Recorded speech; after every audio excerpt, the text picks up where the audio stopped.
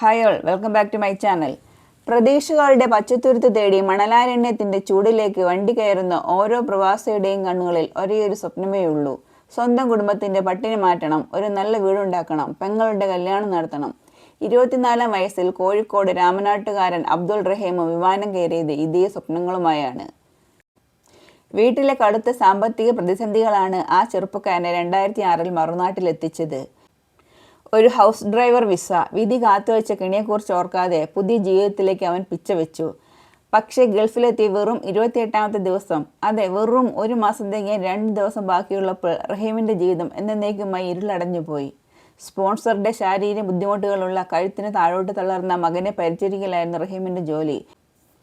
ഒരു ദിവസം കാറിൽ പോകുമ്പോൾ ആ കുട്ടി ആവശ്യപ്പെട്ടു റെഡ് സിഗ്നൽ വെട്ടിച്ച് വണ്ടി മുൻപോട്ടെടുക്കാൻ. എന്നാൽ അവിടുത്തെ കടുത്ത ട്രാഫിക് നിയമങ്ങൾ അറിയാവുന്ന റഹീം അതിന് കൂട്ടാക്കിയില്ല. ഭാഷ അറിയാത്ത 2 യുവാക്കൾ തമ്മിലുള്ള ആശയവിനിമയം തർക്കത്തിലേക്ക് വഴിമാറി. ദേഷ്യം മൂത്ത സൗദി പൗരനായ ആ കുട്ടി റഹീമിൻ്റെ മുഖത്തേക്ക് തുപ്പി.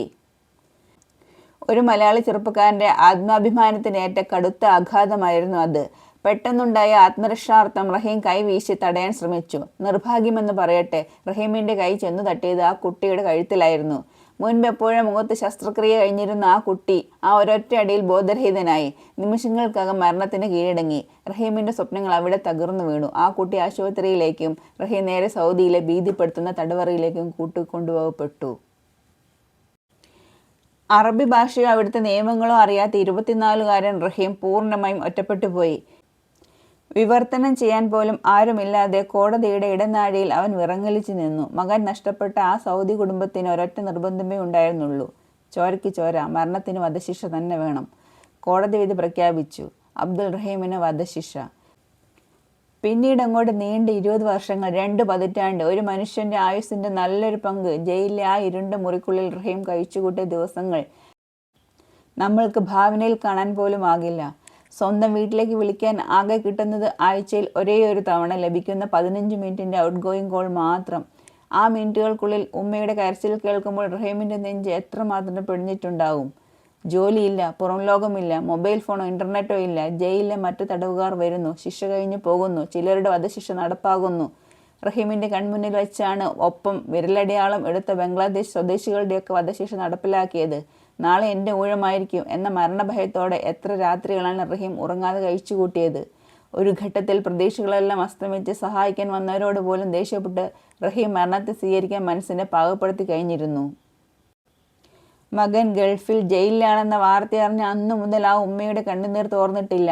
നാട്ടിൽ ഉമ്മ ഫാത്തിമ മകൻ്റെ മോചനത്തിനായി പ്രാർത്ഥനകളോടെ കാത്തിരുന്നു. വർഷങ്ങൾക്ക് ശേഷം മകനെ കാണാൻ ആ ഉമ്മ സൗദിയിലെ ജയിലിലെത്തി. പക്ഷേ ആ കൂടിക്കാഴ്ച റഹീമിന് സമ്മാനിച്ചത് വലിയൊരു ഹൃദയവേദനയായിരുന്നു.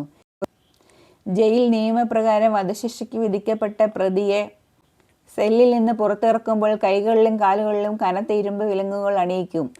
ഇരുമ്പ് ചങ്ങലകളിൽ വലിച്ച് നിലത്തുരസുന്ന ശബ്ദത്തോടെ വിലങ്ങണിഞ്ഞ് ഉമ്മയുടെ മുന്നിലേക്ക് ചെല്ലാൻ റഹീമിൻ്റെ മനസ്സ് അനുവദിച്ചില്ല. എന്നെ ഈ കോലത്തിൽ ഉമ്മ കാണരുത്, റഹീം കരഞ്ഞു പറഞ്ഞു. ഒടുവിൽ റിയാദിലെ നിയമസഹായ കമ്മിറ്റിയും ഇന്ത്യൻ എംബസിയും ജയിൽ അധികൃതരുമായി സംസാരിച്ചു. ഒരു ഉമ്മയുടെ സങ്കടത്തിന് മുന്നിൽ ആ ജയിൽ ഉദ്യോഗസ്ഥരുടെ മനസ്സുപോലും അലിഞ്ഞു കാണണം. അവർ കയ്യിലെ വിലങ്ങുകൾ മാത്രം അഴിച്ചു കൊടുത്തു. കാലിലെ ചങ്ങലകളോടെ ആ ഇരുമ്പ് കസേരയിൽ ഇരുന്ന് റഹീം തൻ്റെ ഉമ്മയെ കെട്ടിപ്പിടിച്ച് കരഞ്ഞു.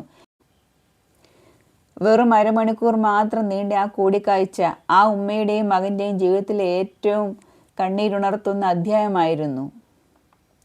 വർഷങ്ങൾക്കൊടുവിൽ ആ സൗദി കുടുംബം ഒരു വ്യവസ്ഥ മുന്നോട്ട് വെച്ചു. വധശിക്ഷ ഒഴിവാക്കണമെങ്കിൽ ബ്ലഡ് മണി അഥവാ ദിയാധനമായി 34 മില്യൺ സൗദി റിയൽ നൽകണം. ഇന്ത്യൻ രൂപയിൽ ഏകദേശം 48 കോടി രൂപ.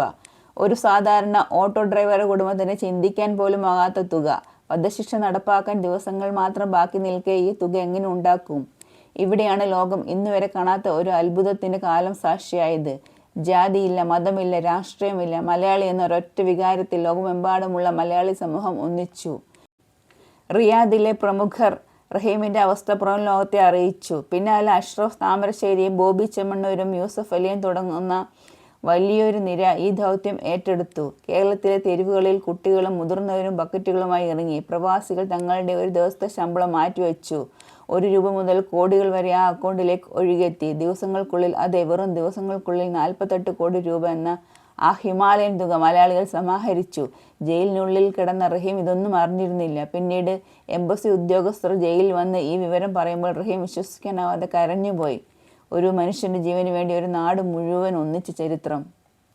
നിയമ നടപടികളെല്ലാം പൂർത്തിയായി ഒടുവിൽ ആ സുദിനം എത്തിച്ചേർന്നു. 20 വർഷത്തെ കടുത്ത തടവറയിൽ നിന്ന് അബ്ദുൾ റഹീം മോചിതനായി. 2006 വിമാനം കയറി ആ 24 വയസ്സുകാരനല്ല ഇന്ന് തിരികെ വരുന്നത്.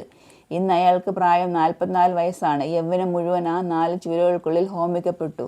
2026 റഹീം കേരളത്തിൽ വിമാനമിറങ്ങുമ്പോൾ അവൻ കണ്ടത് മറ്റൊരു ലോകമാണ്. അവൻ പോകുമ്പോൾ ഇല്ലാത്ത സ്മാർട്ട് ഫോണുകളും സോഷ്യൽ മീഡിയയും നിറഞ്ഞ പുതിയൊരു കാലം.